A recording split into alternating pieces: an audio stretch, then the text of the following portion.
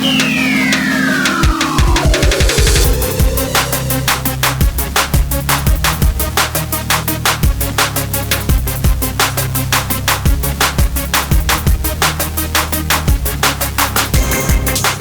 vamos para nossas Bíblias, vamos abrir a Escritura na Epístola de Paulo aos Efésios.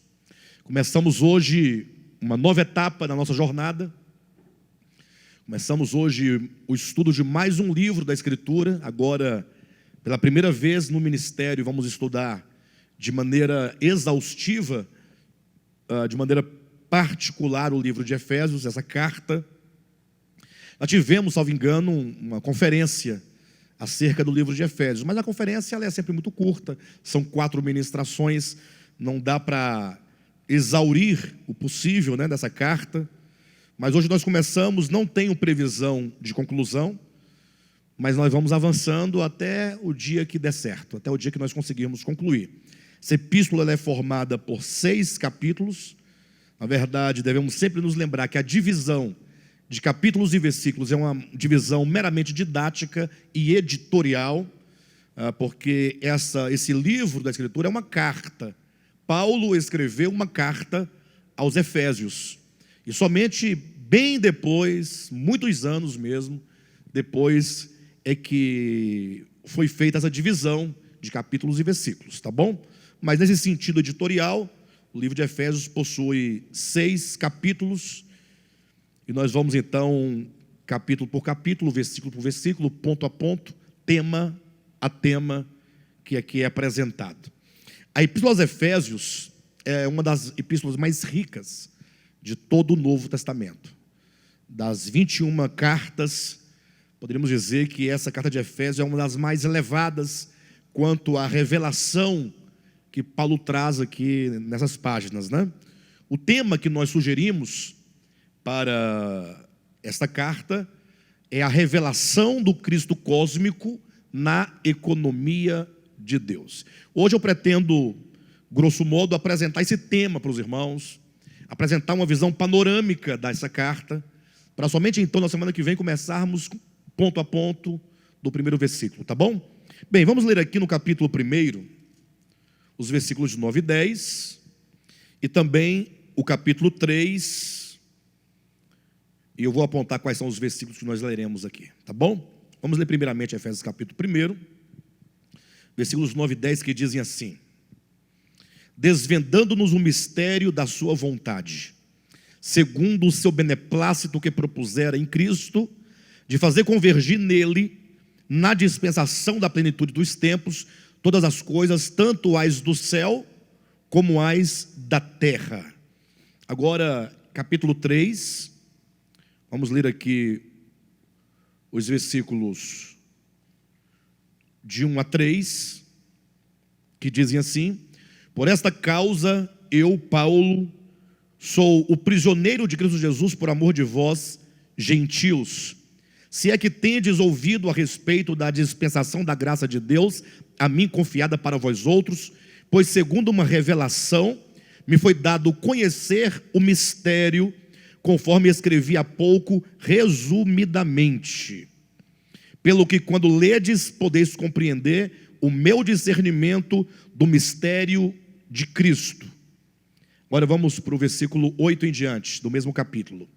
A mim, o menor de todos os santos, me foi dada esta graça de pregar aos gentios o evangelho das insondáveis riquezas de Cristo, e manifestar qual seja a dispensação do mistério, desde os séculos oculto em Deus, que criou todas as coisas, para que pela igreja a multiforme sabedoria de Deus se torne conhecida agora dos principados e potestades nos lugares celestiais, segundo o eterno propósito que estabeleceu em Cristo Jesus, nosso Senhor.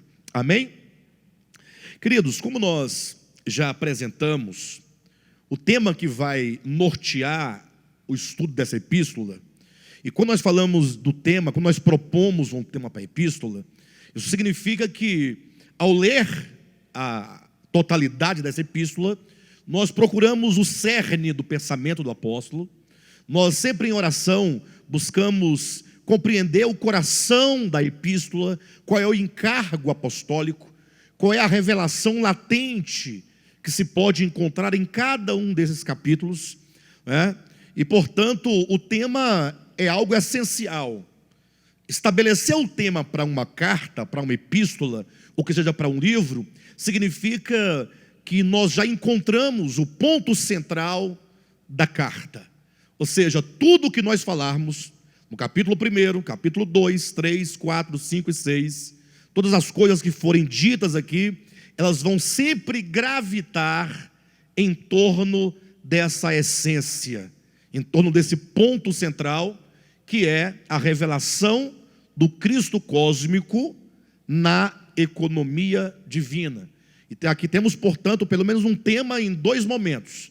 Nós temos a economia divina, que será revelada por meio dessa carta, e temos a revelação do Cristo de Deus, que nós vamos chamar de Cristo cósmico. Vocês vão entender a razão por que nós damos este nome, a revelação do Cristo cósmico, é o primeiro ponto. O segundo, na economia de Deus, ou que seja, na economia divina. Então hoje eu quero apresentar esse tema para os irmãos terem uma noção geral daquilo que nós veremos em toda a carta. Eu quero começar, portanto, falando da segunda parte, a economia de Deus, para chegarmos então na revelação do Cristo cósmico de Deus. Quando se fala de economia divina, economia de Deus, nós estamos falando de toda a obra divina, desde o começo, quando nasce no coração de Deus, o seu supremo propósito, e como esse propósito ele é cumprido em todo o eixo do tempo, até alcançar a eternidade futura. Devemos pensar, portanto, a eternidade passada, quando nasce no coração de Deus um plano, o que Paulo aos Efésios vai chamar de o mistério, como esse mistério ele se cumpre, ele se realiza no eixo do tempo, e como ele será consumado, portanto, na eternidade vindoura. Então a economia de Deus pressupõe essa obra divina, que aqui em Efésios é anunciada como sendo o mistério de Deus. Conforme os versículos que nós lemos, se vocês olharem bem claramente, capítulo 3 de Efésios, nós encontramos quando o apóstolo Paulo diz, capítulo 3, veja bem na sua Bíblia, no versículo 9, quando diz: e manifestar qual seja a dispensação do mistério desde os séculos, oculto em Deus que criou todas as coisas. Então o primeiro ponto dessa noite a pensarmos sobre o mistério enquanto a obra de Deus que Ele vai realizar a partir do desejo do seu coração, é entender que esse mistério ele foi fixado desde a eternidade passada. Ou seja, não é no tempo que esse mistério ele aparece, ele surge. Ou seja, Deus não é aquele que vai realizar uma obra e que ele vai se ajustando na medida em que ele vai procedendo. Porque assim o homem faz, né? O homem ele tem um projeto inicial, mas ele não tem certeza se ele vai cumprir com esse propósito, porque são muitas coisas que podem impedir o seu cumprimento. Aí o homem então, ele se propõe a fazer algo, e na medida que ele vai realizando, que ele vai encontrando os obstáculos, as dificuldades, o homem vai driblando essas dificuldades e vai até modificando o seu plano, adequando o seu plano de acordo com as circunstâncias, né, que vão surgindo. Deus não. Deus, porque ele está fora do tempo, até porque o tempo e o espaço existem em Deus, ele então pode fixar todo um projeto, um plano, que nós chamamos de supremo propósito, mesmo na eternidade passada. Quando nada havia, Deus estabeleceu um projeto, né, que Paulo vai dar o nome de um mistério. Então é um mistério fixado na eternidade passada, e agora esse mistério, interessante como Paulo coloca, ele está oculto no tempo. Veja na sua Bíblia novamente, versículo 9 do capítulo 3, ele fala: e manifestar qual seja a dispensação do mistério, desde os séculos oculto em Deus. Então é um mistério fixado na eternidade passada, E esse mistério, quando entra no tempo, ele permanece por muitos e muitos anos oculto. Ou seja, Deus havia de realizar algo, só que os homens não tinham ideia, noção do que de fato Deus iria realizar, porque trata-se ou tratava-se de um mistério. Interessante que, se é um mistério fixado na eternidade passada, e é um mistério oculto no tempo, há de se perguntar, e quando é que esse mistério haveria de ser revelado? Aí nós lemos aqui, se os irmãos observarem, capítulo 3 de Efésios, versículo 3 diz: pois segundo uma revelação, me foi dado conhecer o mistério, conforme escrevi há pouco, resumidamente. Esse mistério, portanto, é revelado ao apóstolo Paulo. Temos um mistério fixado na eternidade passada, o mistério oculto, e esse mistério permanece oculto até, pelo menos, minimamente falando, até os apóstolos de Cristo, sobretudo o apóstolo Paulo. É certo que, se você olhar aqui no capítulo 3, está aqui, versículo 5, quando Paulo diz: o qual em outras gerações não foi dado a conhecer aos filhos dos homens, como agora foi revelado aos seus santos apóstolos e profetas no Espírito. Então nós temos duas declarações. Uma, que esse mistério foi revelado aos apóstolos, e a outra, versículo 8 diz: a mim, o menor de todos os santos, me foi dada essa graça de pregar o evangelho das insondáveis riquezas de Cristo aos gentios, e manifestar qual seja a dispensação do mistério, desde os séculos, oculto em Deus, que criou todas as coisas. Então, Paulo, de uma maneira especial, ele é escolhido para apresentar a manifestação, a dispensação desse mistério. Então nós temos um mistério fixado na eternidade, o mistério oculto no tempo, e agora esse mistério revelado ao apóstolo Paulo de maneira particular, e também aos demais apóstolos. Ora, por que falar que é revelado aos apóstolos e de modo particular ao apóstolo Paulo? Por uma questão muito simples, porque a despeito de os apóstolos terem andado com o Cristo telúrico, o Cristo terreno, o Cristo encarnado, embora os apóstolos tenham ouvido e andado com Cristo por 3 anos e meio, Deus, ele escolheu Paulo antes da fundação do mundo, é o testemunho que ele dá em Gálatas capítulo 1, para revelar por meio de Paulo esse mistério. Então os apóstolos do Cordeiro, eles tiveram certamente uma compreensão do mistério, mas é em Paulo que esse mistério ganha a sua completa dimensão. É em Paulo que esse mistério é revelado cabalmente. Paulo é aquele que desvenda, a totalidade desse mistério, e é ele quem amarra todas as pontas, dando conta dessa economia divina. Tanto é que Paulo, ele vai dizer em Colossenses capítulo 1, que ele foi escolhido para completar a palavra de Deus. Entenda, completar quer dizer levar ou trazer a revelação da palavra de Deus no máximo da sua expressão, no máximo da sua revelação. Então, Paulo, não é sem razão que ele escreveu das 21, 14 epístolas. Então, Paulo é o homem que Deus escolheu, é o vaso escolhido. Ele até fala com bastante, quando ele diz, a mim o menor de todos os santos. Ele entende que ele é pequeno em si mesmo, mas compreende que a graça de Deus foi quem o escolheu para, por meio dele, tornar esse mistério e a dispensação desse mistério conhecida de todos os homens. Agora pensem comigo por um momento, porque quando falamos da economia divina é importante nós percebermos algo. Acompanhe o pensamento. Se há um mistério, nós já estamos trabalhando com algo obscuro, porque é mistério. Sim ou não? O mistério que foi fixado na eternidade passada. E diz que esse mistério permaneceu oculto, desde os séculos.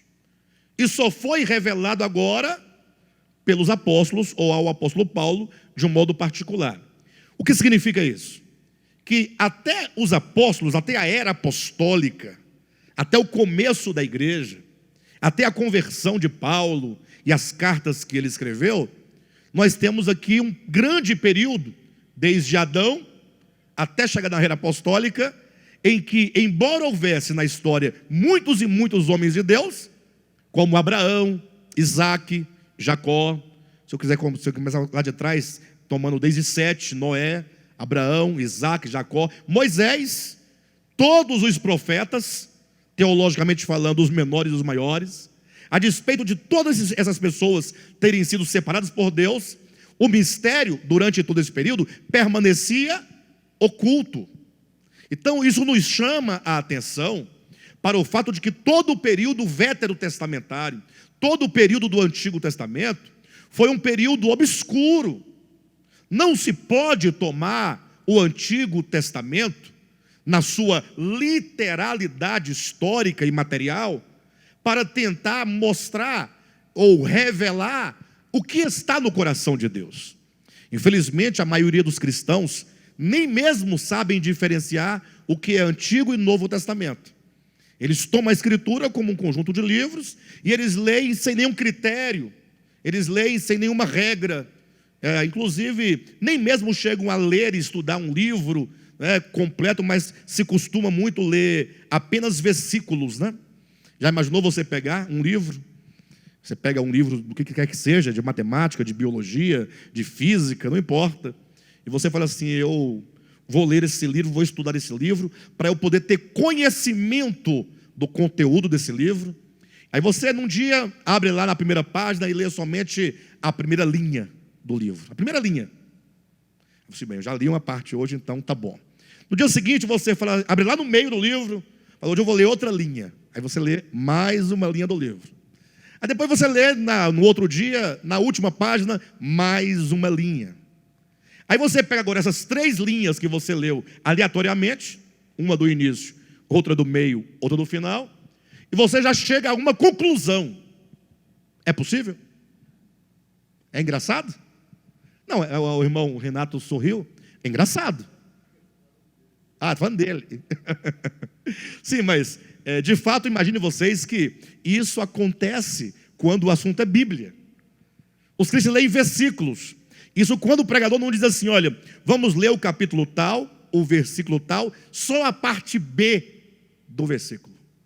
Não é nem o versículo inteiro, é a parte B, ou a parte C do versículo. Daí se chega às mais absurdas conclusões. Daí se pinta um Deus, vão desenhar um Deus, e ainda justificando por essas linhas, ou versículos soltos nas Escrituras, para tentar justificar que Deus é deste modo ou daquele modo. Irmãos, em nome de Deus, muitas misérias já aconteceram no mundo, muitas guerras já aconteceram em nome de Deus. Muitas pessoas morreram degoladas, queimadas, esquartejadas, estripadas, empaladas, queimadas, comidas por feras. E tudo isso em nome de quê? Em nome da verdade, em nome de Deus. Daí se tira a ideia de que é preciso que nós compreendamos os aspectos fundamentais da revelação de Deus por intermédio das Escrituras. Tomar a Escritura como meio material e histórico para dela extrairmos a essência da verdade. Imagine só que, falando que o mistério ele esteve oculto dos séculos e das gerações, só foi revelado aos apóstolos na era neotestamentária, na era apostólica. E daí talvez faz muito sentido quando lá no livro de Êxodo, sobretudo, tem também outros livros do Antigo Testamento, mas quando no Decálogo existe lá a advertência de que não se deve tomar o nome do Senhor teu Deus em vão, e tampouco se deve fazer imagem de escultura, fazer a imagem de Deus.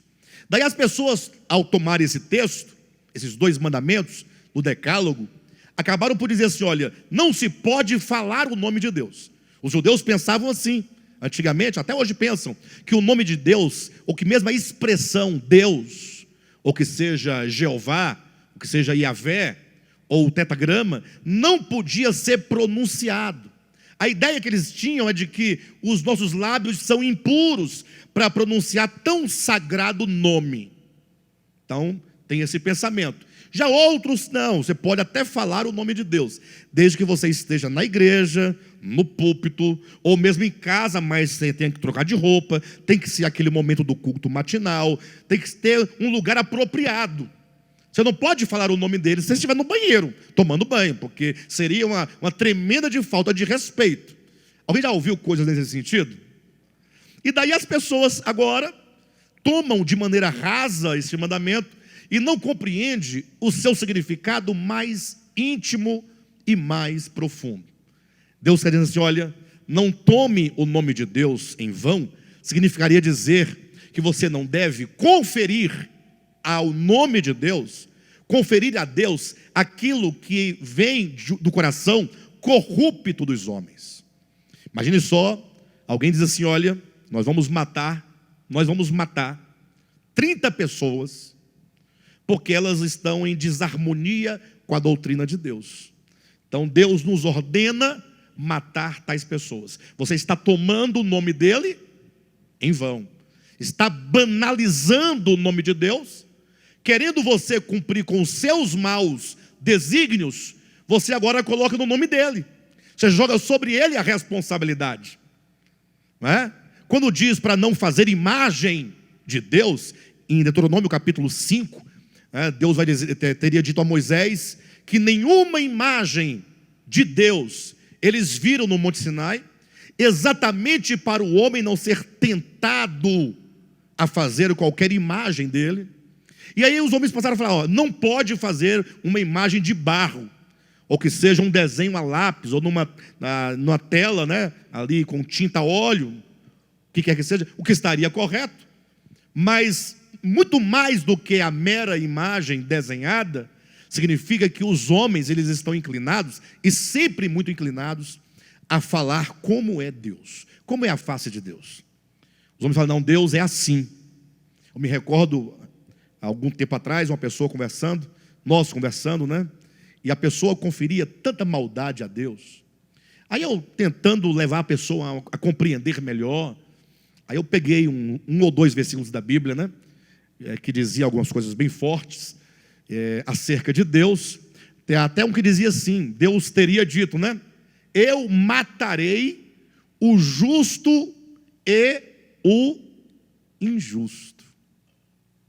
Ou seja, não importa se você é justo ou se você é injusto, Deus estaria tão saturado com alguma situação que ele decidiu matar o justo e o injusto. Pronto, ele vai aniquilar. Pronto. Aí eu perguntei, você mesmo, você consegue ver isso em Deus mesmo? Ele falou assim, não consigo claramente. Deus é Deus, ele mata quem ele quiser, na hora que ele quiser, como ele quiser, ele manda matar, manda o que for. Não dá nada, ele é Deus e ponto final, ninguém discute com Deus.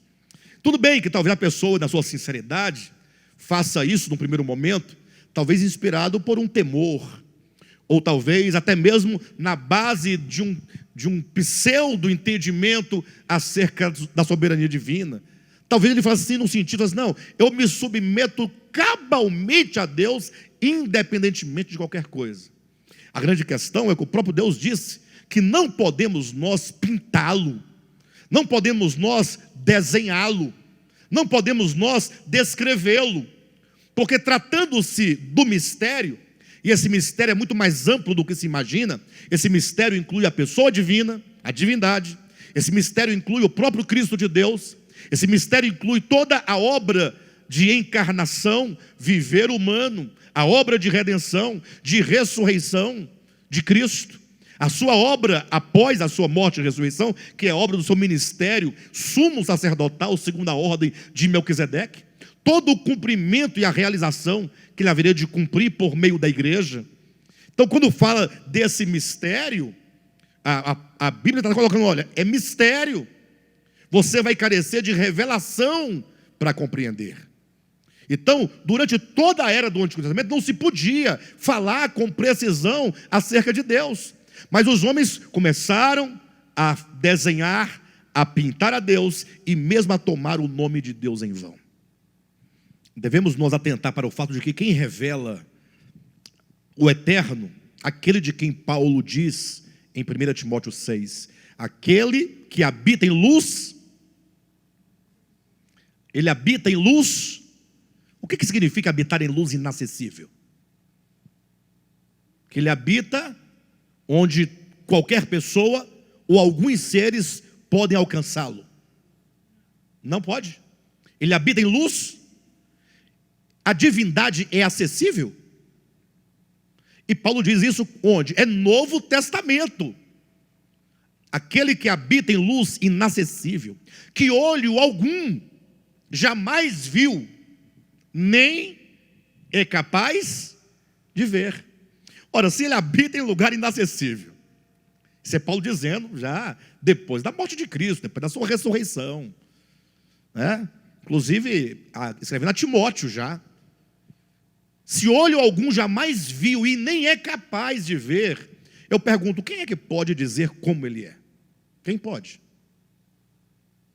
Ainda mais tratando-se do Antigo Testamento, em que se diz que o mistério de Deus, fixado na eternidade passada, estava oculto. Ou seja, Deus não deu aos homens o conhecimento do mistério, até que o Cristo de Deus veio e se revelou, e revelou o mistério aos santos apóstolos e profetas.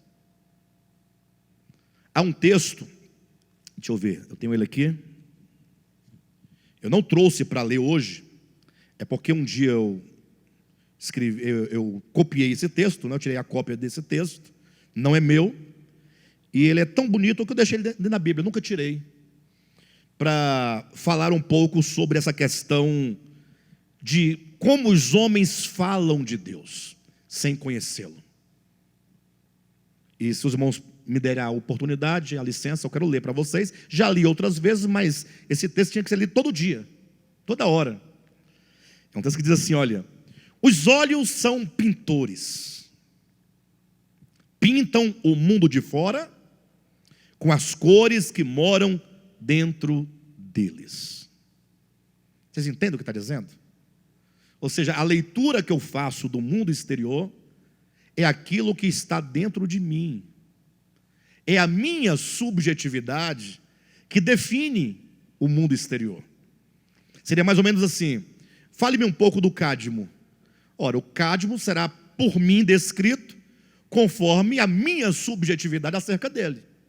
Se ele foi alguém que me feriu no passado, eu serei tendencioso a pintá-lo de maneira má. Sim ou não? Se eu tenho medo do cádmio por qualquer que seja o motivo, eu vou descrevê-lo com certo temor. Então, diz o escritor, os olhos são pintores, pintam o mundo de fora com as cores que moram dentro deles. Olho luminoso vê mundo colorido, olho trevoso vê mundo negro.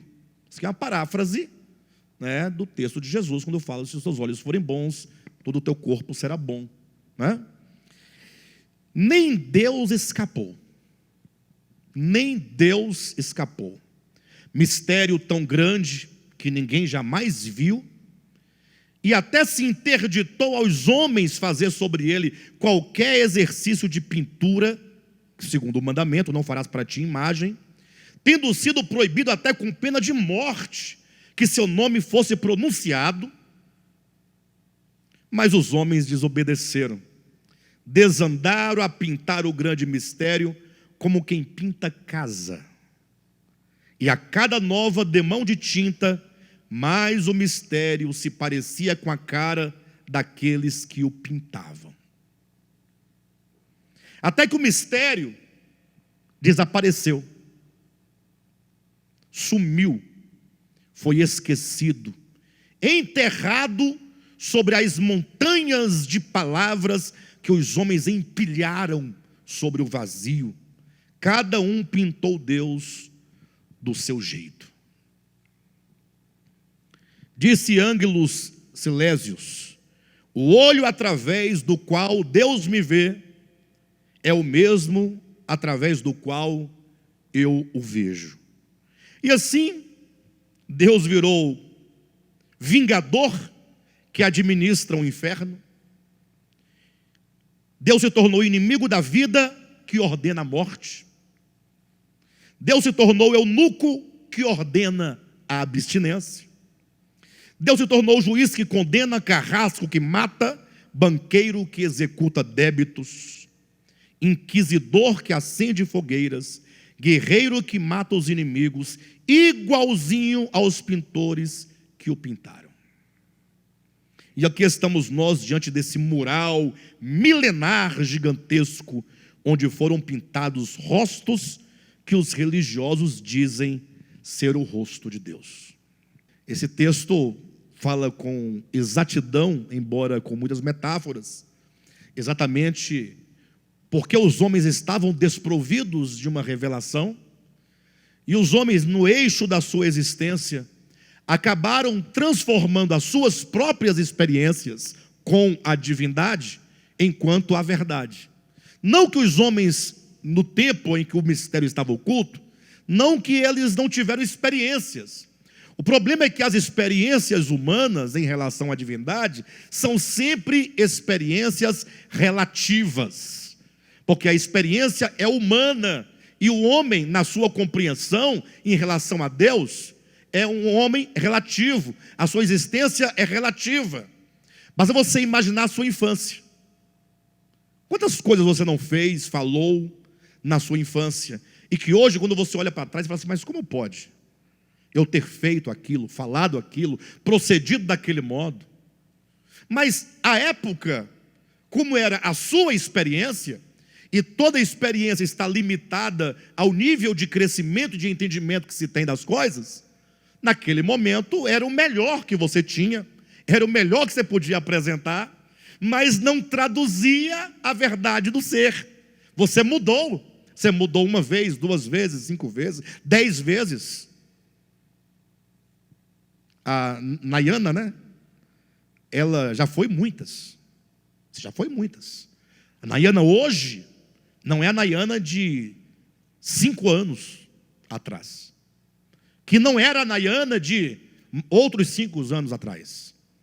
Não é sem razão que mesmo a literatura profana é capaz de entender que o homem está num processo de crescimento e de entendimento das coisas. Há um livro de Homero, ou a ele conferido, a Odisseia, né? E nesse livro mostra a saga que Odisseu, ou que seja Ulisses, né? São os 2 nomes, na sua trajetória. Desde que ele teve que fugir em razão da guerra, e ele se perdeu no mundo, que começa um processo de retorno à sua casa. Só que Ulisses, ele sempre estava sendo impedido de alcançar o seu destino. Aí ora ele chegava numa cidade, numa cidade, tinha lá várias experiências, e ele tentava voltar e caía numa ilha, e assim ele passou anos e anos a fio, e esse é o enredo, né, da Odisseia, em que ele, antes de voltar para casa, ele teve que ter centenas de experiências em mundos diferentes. Isso para demonstrar que em cada um desses mundos onde ele chegava e de que ele tinha experiência, ele era mudado, no sentido de que o seu retorno à casa implicava uma profunda mudança, e a mudança só acontece mediante profundas experiências. Quando ele retorna, portanto, ele encontra o maior desafio, porque o seu palácio, a sua casa, que ele era o rei de Ítaca, estava cheia de inimigos, querendo se apropriar inclusive da própria esposa dele e da riqueza do reino. E enquanto ele estava lá perdido, tentando voltar, havia uma regra, uma lei, que se o rei morresse ou desaparecesse, então os cidadãos nobres da cidade poderia se casar, um deles se casar com a rainha, né? E é então que a mulher de Ulisses fica todo o enredo fazendo um crochê, né? E ela dizia, porque ela era forçada a dar uma resposta, e ela falou: não, quando eu acabar de fazer essa manta, eu darei a resposta com quem que eu vou me casar, né? Mas quando eu acabar de fazer, durante o dia ela fazia os pontos, à noite ela desfazia os pontos, para nunca concluir aquela obra. Esse movimento de tecer os pontos e desfazer os pontos fala do movimento dinâmico do tempo, enquanto acontece a transformação das nossas vidas, das nossas almas ali, implicada e representada pela vida de Ulisses. Então até a literatura profana entende que a história humana é uma saga, e que nós vamos sofrendo o quê? Mudanças e transformações. Não podemos tomar a experiência temporal e relativa de quem quer que seja para tornar absoluta a visão acerca de Deus. Moisés não viu a Deus. Ponto final. Quem disse isso? João capítulo 1, versículo 18. Ninguém jamais viu a Deus. 1 Timóteo capítulo 6, 16.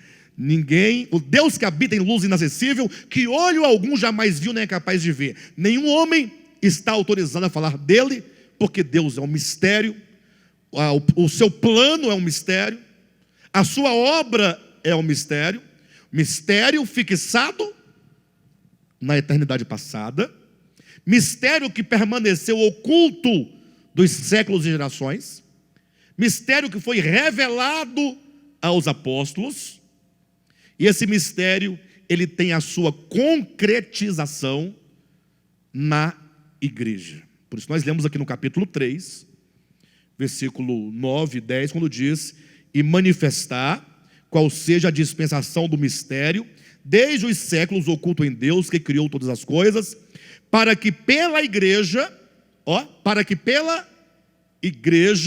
a multiforme sabedoria de Deus se torne conhecida agora dos principados e potestades nos lugares celestiais.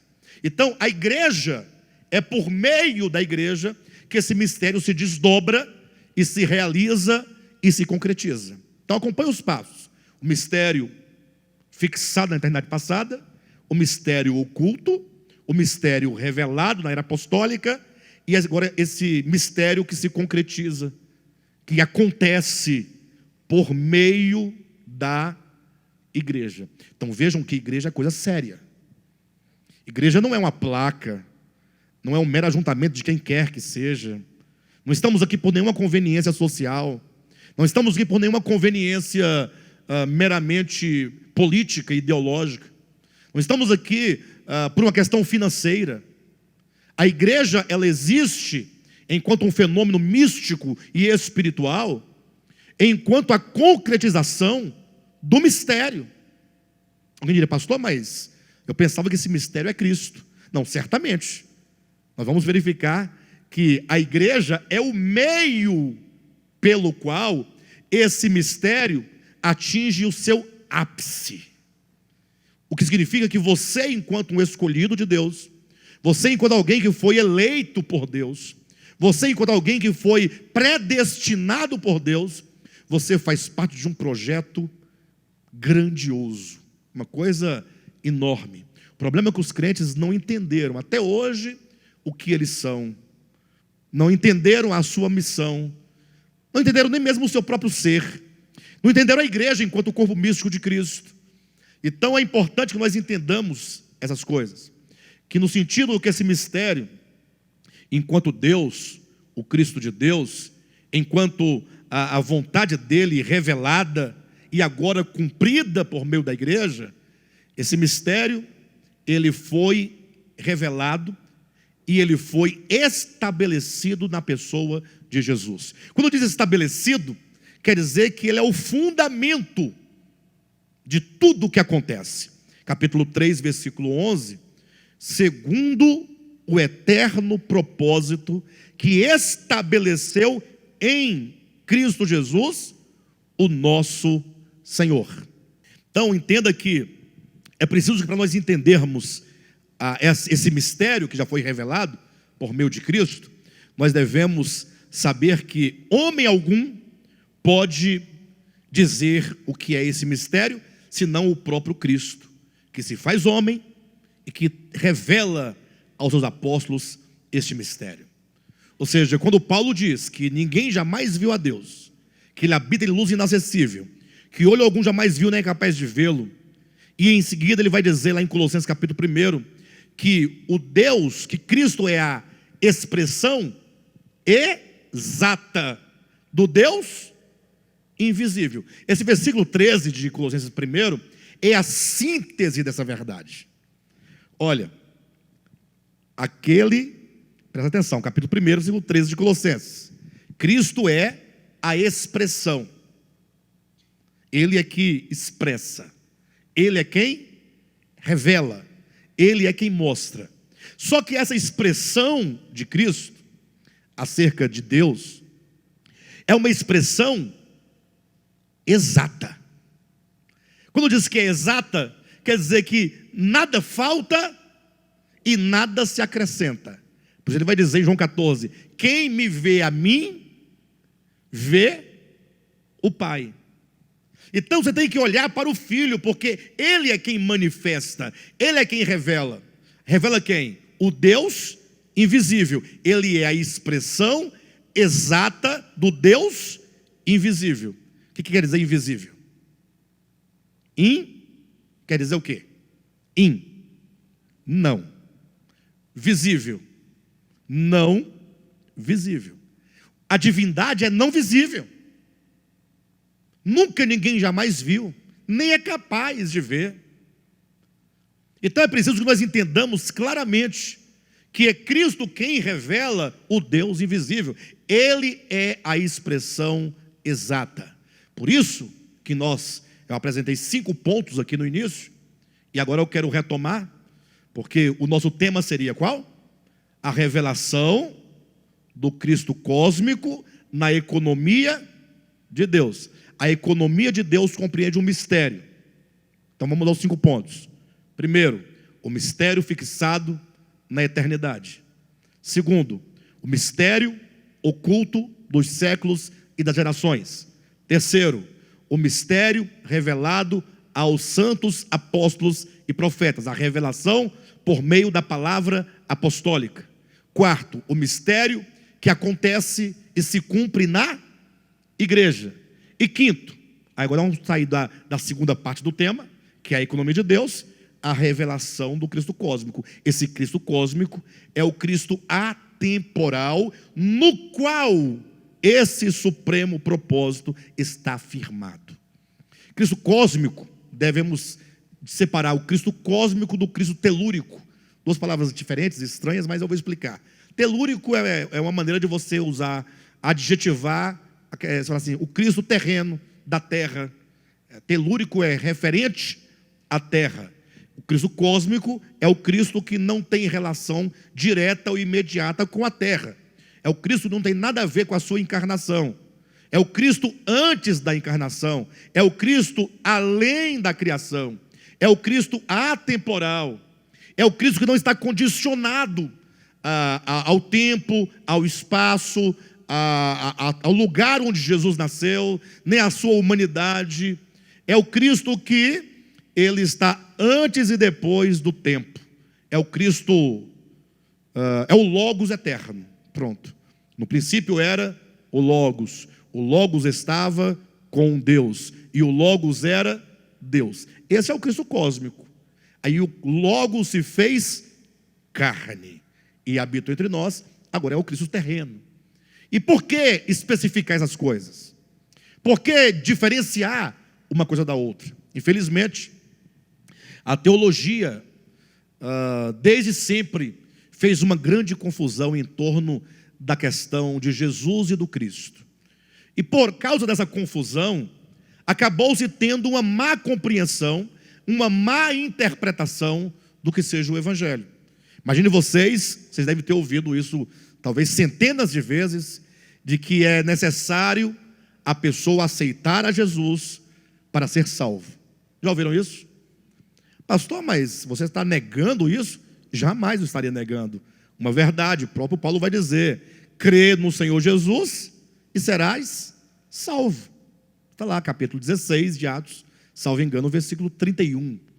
Agora, o que se entende então, vamos pensar um pouco sobre isso.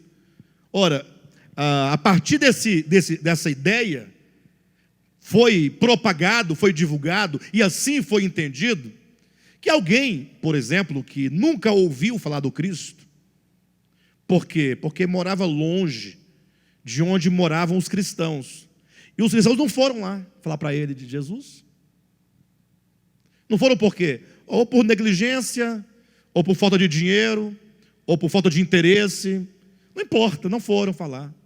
E o indivíduo, portanto, que estava longe geograficamente dos crentes, dos cristãos, não ouviu falar de Jesus e, portanto, como é que ele podia falar, eu quero Jesus Cristo? Como é que ele podia fazer essa demonstração? Ninguém fez um apelo para ele, coitado.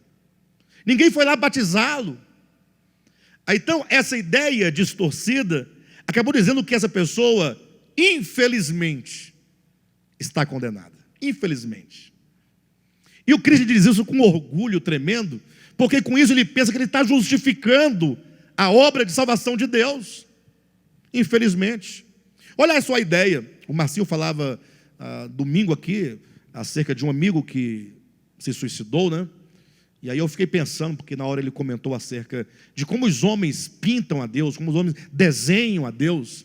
Imaginando, uma pessoa nasce, pensa comigo, e agora ela entra no mundo, ela não pediu para nascer, ela não escolheu a família na qual deveria nascer, não escolheu os pais, nem os irmãos, nem os vizinhos. De repente essa pessoa começa a se envolver numa história que ela não tem o controle da história, cheia de traumas, de problemas, de perseguições, né? Problemas interiores profundos, incuráveis, que às vezes nem a família conhece. Essa pessoa então vai vivendo um inferno aqui na terra, um sofrimento, um inferno vivo dentro dela. Essa pessoa chega ao nível tão grande de angústia e de fraqueza, e ela se mata.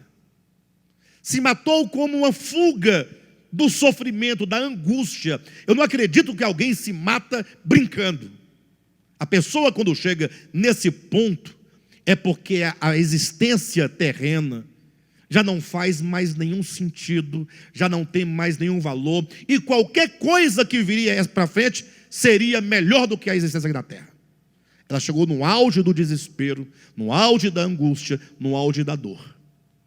Aí os crentes falam, aí Deus olha para essa criatura, de quem se deve ter misericórdia, e Deus fala, infelizmente eu não posso fazer nada, se não te jogar no lago de fogo. Aí Deus agora daria a ela um inferno de fogo, porque ela viveu um inferno aqui na terra. Então ela tem inferno na terra, e inferno na eternidade. E Deus teria feito isso. O que vocês dizem sobre isso? Bem, de todo modo, daí os irmãos têm uma ideia da gravidade da coisa. O tanto que nós devemos considerar como se vê o Cristo de Deus. Como você faz a leitura desse Cristo. O Cristo cósmico, ele se faz carne no tempo. E, portanto, essa obra histórica que nós conhecemos pelo nome de a vida humana de Jesus de Nazaré, como vai dizer Paulo, é a manifestação da obra de redenção que aconteceu na eternidade. Da obra de redenção que acontece no mundo cósmico. Aqui na terra acontece tão somente a manifestação daquilo que já existe no coração de Deus. Se é só a manifestação, e era necessário sim que tal manifestação acontecesse, mas o meu desconhecimento dessa manifestação não implica que eu estou fora da ação salvífica da obra de Deus por meio do Espírito eterno de Cristo. Leia comigo 1 Timóteo, capítulo 1. 2 Timóteo, tá, amados? Capítulo 1, versículos 9 e 10. Deus nos salvou e nos chamou com santa vocação, não segundo as nossas obras, mas conforme a sua própria determinação e graça. Então observa que a salvação do homem é conforme a determinação e a graça divina. Aí o crente fala assim, mas se ele não ouviu, é problema dele. Mas quem manda nascer no tempo errado? Quem manda nascer no hemisfério errado? Porque o cristianismo é do ocidente. Nasceu lá no lado oriental, é problema seu. Ué, o que eu tenho a ver com isso? Eu estou aqui, eu estou de boa, né? Quem manda você não ter ouvido? Não, mas ninguém me falou, mas é problema seu. Então, aqui diz, Deus nos salvou e nos chamou com santa vocação, não segundo as nossas obras, mas conforme a sua própria determinação e graça, que nos foi dada em Cristo Jesus, quando Ele se fez homem. Ah, tá, entendi. Segundo as obras, salvação seria um galardão. Mas olha na sua Bíblia. Deus nos salvou e nos chamou com santa vocação, não segundo as nossas obras, mas conforme a sua própria determinação e graça, que nos foi dada há 2000 anos atrás. É isso que diz aí? Que nos foi dada antes dos tempos eternos. A salvação, ela está determinada, e ela é um dom da graça, e ela nos foi dada antes de existirmos. A garantia está na obra, no sentimento, na determinação do Cristo cósmico de Deus e não no Jesus de Nazaré. Cuidado, não há nenhum desprezo à humanidade de Cristo. Aqui vai explicar no versículo 10. E manifestada. Ou seja, aquilo que estava oculto, aquilo que era mistério lá na eternidade passada, antes dos tempos eternos, isso foi manifestado agora, pelo aparecimento de nosso Salvador, Cristo Jesus. Então, uma coisa é o fato, é a verdade no Cristo eterno, no Logos eterno. Outra coisa é a manifestação. O que aconteceu há 2000 anos em Jerusalém, ou fora de Jerusalém, no Monte Calvário, foi a manifestação daquilo que estava determinado, daquilo que estava estabelecido, daquilo que já era nosso por graça divina, desde os tempos eternos. Então esse Cristo cósmico é o Cristo atemporal, é o Cristo que se manifesta no tempo, mas que a sua obra de fato e de verdade ocorre no seu próprio ser, como diz o Apocalipse, o Cordeiro de Deus que foi morto antes da fundação do mundo. A morte de Cristo não depende do tempo, não depende do lugar, não depende da cultura, não depende do homem, é uma obra divina. Deus estabeleceu todas as coisas no seu Filho, e esse Filho é o Cristo cósmico. Entendam isso. Que nós conhecemos encarnado em Jesus de Nazaré. Há um texto interessante lá no Evangelho de Mateus, salvo engano, capítulo 22. Se não for, vocês encontram, está bem ali pertinho. Quando Jesus chega para os fariseus, para os líderes de Israel, e ele fala assim: o que vocês dizem acerca do Cristo? Olha que pergunta interessante. De quem ele é filho? Vamos ler esse texto? Mateus, capítulo 22, versículo 41 em diante. Reunidos os fariseus, interrogou-os Jesus: que pensais vós do Cristo? Olhem para mim, pergunta intrigante, né? O que pensais vós do Cristo? Aí, como assim? Não entendi sua pergunta. Aí ele continua dizendo: de quem é filho? Essa é a grande questão. Responderam-lhe eles: de Davi. Essa era a visão dos judeus. E essa é a visão do cristianismo. Tanto é que todos os anos se comemora o nascimento de quem? De Jesus. Não é assim? Tanto é que o marco da história é o nascimento de quem? De Jesus. Embora com as datas trocadas, mas toda a atenção se volta meramente para a humanidade. Colham bem minhas palavras. Toda a atenção se voltam meramente, tão somente. Lembra do texto de 2 Coríntios, capítulo 5, quando Paulo fala, salvo engano, no versículo 16, ou é no 17, ou é 18, ele vai dizer assim: se nós conhecíamos a Cristo outrora, segundo a carne, já agora não o conhecemos deste modo. Em outras palavras, olhem para o Cristo de Deus. Olhem para a dimensão desse Cristo.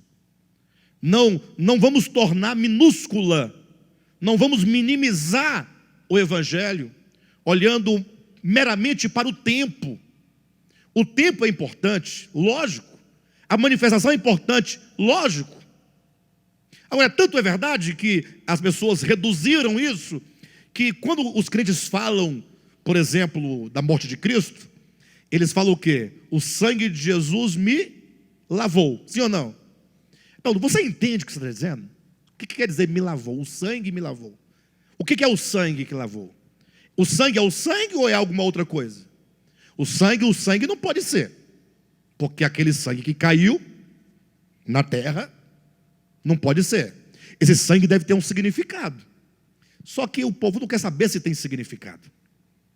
Eles querem apenas dizer que o sangue me lavou. Pronto. O sangue lavou sim, mas a morte de Cristo me salvou. A morte? Que morte? Qual foi a morte?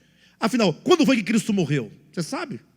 Ele morreu em Jerusalém, tem 2000 anos. Não, o Cordeiro de Deus foi morto desde a fundação do mundo. O que te salva não é a morte física de Cristo. Não é, pastor? Como assim? Você está louco? Leia Filipenses capítulo 2. A morte que nos salva é a morte que ocorre pelo esvaziamento do eu. Sendo Deus, não aferrou-se ao fato de ser Deus, antes a si mesmo se esvaziou. Isso é a morte dele.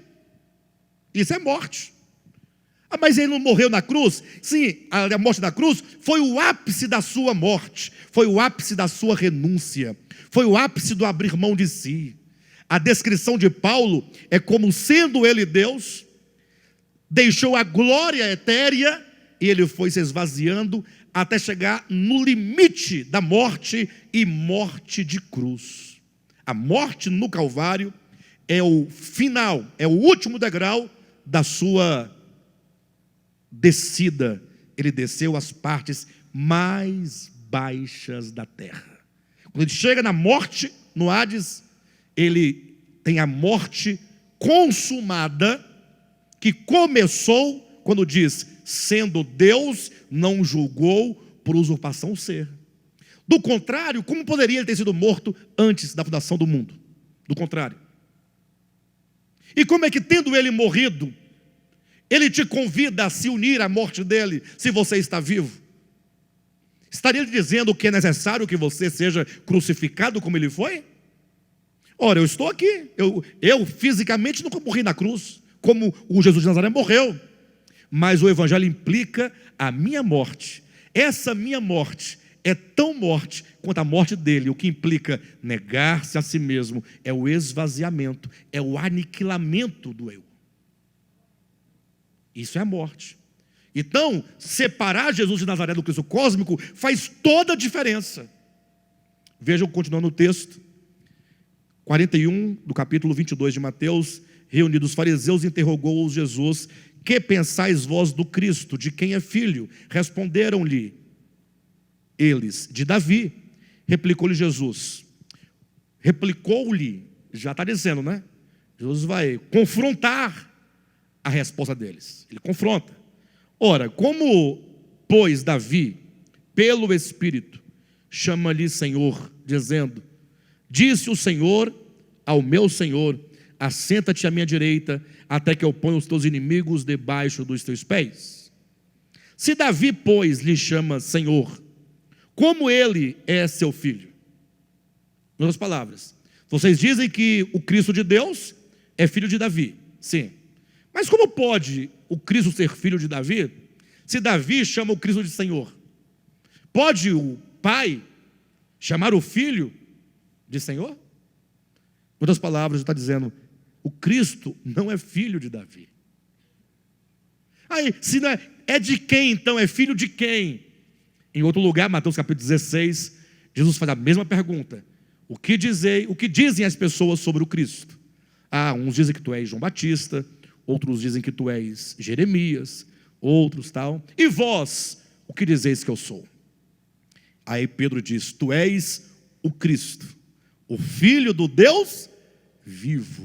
O que Jesus fala? Não foi carne nem sangue quem te revelou, mas foi o Pai Celestial quem te deu essa revelação. Em outras palavras, Pedro teve a revelação do Cristo cósmico, do Cristo atemporal, do Cordeiro que foi morto antes da fundação do mundo, do Cristo sobre quem todas as coisas foram feitas, por quem todas as coisas foram feitas, para quem todas as coisas foram feitas.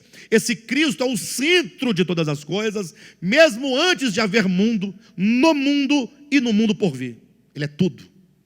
Então o livro de Efésios vai nos mostrar essa visão, vai revelar esse Cristo glorioso e a economia de Deus. Como que esse Cristo glorioso tem uma relação direta com a obra de Deus, que era o mistério fixado na eternidade passada, o mistério oculto no tempo, o mistério revelado aos apóstolos, o mistério que se realiza e se concretiza na igreja.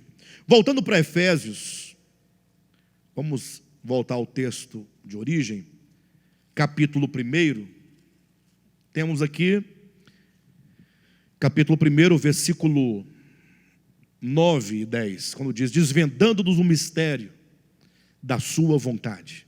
Então essa é a finalidade de Efésios. Efésios foi escrito para revelar, para mostrar, para nos dar o entendimento, para desvendar o que outrora estava oculto.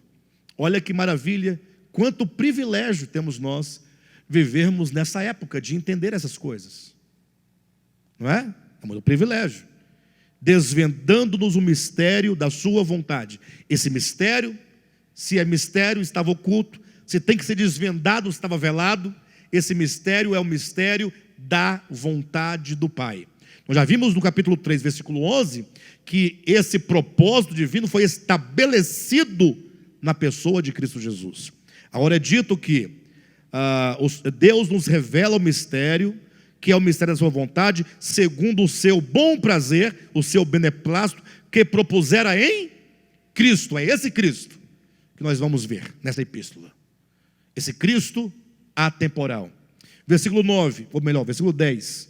De fazer, então a vontade de Deus, Deus tem uma vontade, essa vontade é a vontade de fazer convergir nele. Nele quem? No Cristo de Deus. Todas, ou melhor, de fazer convergir nele, na dispensação da plenitude dos tempos, todas as coisas, tanto as do céu como as da terra. Então esse livro, ele procura nos levar, orientar o nosso coração, orientar o nosso horizonte, para culminar na grande obra de Deus consumada, quando esse Cristo de Deus, ele estará completamente, ele será o eixo, né, na existência prática das coisas, de todas as coisas vão convergir para ele. Fala da grande reconciliação universal naquele grande dia. Isso nos ajuda a alargar a visão. Pense comigo novamente, desculpe-me eu trazer sempre essas questões, mas para os irmãos entenderem a dimensão da coisa e o quanto que um olhar limitado reduz a verdade de Deus. Tem meia dúzia de pessoas dizendo assim, olha, Jesus morreu por mim, meia dúzia. Os católicos não vão ser salvos, não tem? Os evangélicos desviados não vão ser salvos. Pastor Ivão, calma, ouve primeiro. Se os católicos não são salvos, que dirá os que nem mesmo são do cristianismo, porque catolicismo é do cristianismo, pelo menos é. Que dirá os outros grupos. Só vai ser salvo quem viveu de Cristo crucificado para cá, porque se depende de uma confissão verbal da obra histórica, quem viveu para trás não podia crer, como é? Ele não tinha vindo.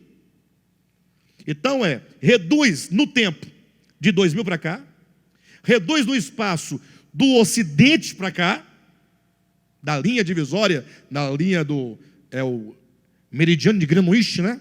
Greenwich, é isso? Estou certo?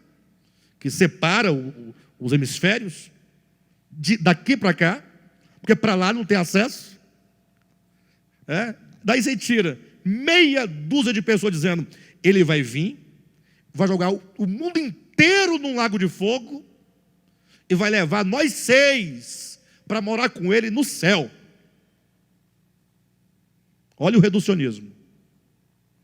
Olha o que diz a Escritura, versículo 9: desvendando-nos o mistério da sua vontade, segundo o seu beneplácito, que propuser em Cristo, de fazer convergir em Cristo, na dispensação da plenitude dos tempos, de fazer convergir nele, quantas coisas? Todas. Tanto as dos céus, como as da terra. Colossenses capítulo 1, vai um pouquinho aí para frente. Colossenses 1, versículo 20. E que, havendo feito a paz pelo sangue da sua cruz, por meio dele reconciliasse consigo mesmo, quantas coisas? Todas as coisas, quer sobre a terra, quer sobre a terra, quer até nos céus tem obra de redenção. Olha a dimensão. Leia de novo. Você está com medo? Havendo feito a paz pelo sangue da sua cruz, por meio dele, do crucificado, reconciliasse consigo mesmo todas as coisas. Abre-se o apóstolo explicativo. O que ele quer dizer com todas as coisas? As coisas da terra e as coisas dos céus. Céus no plural. Todo o universo convergido para esse Cristo universal, esse Logos eterno, esse Cristo cósmico do Evangelho. Ou seja, eu creio que após o estudo de Efésios, a sua visão acerca de Cristo será outra. Após o estudo de Efésios, você terá compreendido o mistério fixado na eternidade passada. Após o estudo de Efésios, você vai entender por que os homens do passado, durante os séculos e séculos antes dos apóstolos, antes de Cristo, eles não poderiam compreender o mistério porque ele estava velado. Você vai entender qual é a revelação do mistério que Paulo apresenta em Efésios. Com a conclusão, você vai entender qual é o papel dos eleitos, o papel dos predestinados, nessa economia divina, como que esse mistério começa pela igreja, enquanto a igreja dos primogênitos, mas que não se esgota na igreja, porque é por meio da igreja que esse mistério alcançará todas as dimensões, quer sobre a terra, quer nos céus, como diz lá em Efésios, para que por meio da igreja, a igreja enquanto meio, a igreja enquanto corpo de Cristo, a igreja enquanto noiva de Cristo, entender que tudo começa, que essa obra divina, que é a economia divina, que é o mistério acontecendo, é o mistério se desdobrando, é o mistério se realizando, ele começa no cabeça e ele vai se concretizando em todo o corpo de Cristo, que é um só com o cabeça, até levá-lo de experiência a experiência, à dimensão orgânica da plenitude de Deus. Olha o que diz capítulo 1 de Efésios, versículo 22 e 23. E pôs todas as coisas debaixo dos pés, e para ser o cabeça sobre todas as coisas, o deu a igreja, a qual é o seu corpo, a plenitude daquele que a tudo enche em todas as coisas. É um livro glorioso. Então, vocês todos são convidados a permanecerem empenhados todas as quartas até a consumação do estudo deste livro. Não deixe de vir. Não deixe de vir. Será glorioso quando nós entendermos esses 2 pontos do nosso tema: a revelação do Cristo cósmico na economia de Deus. Amém?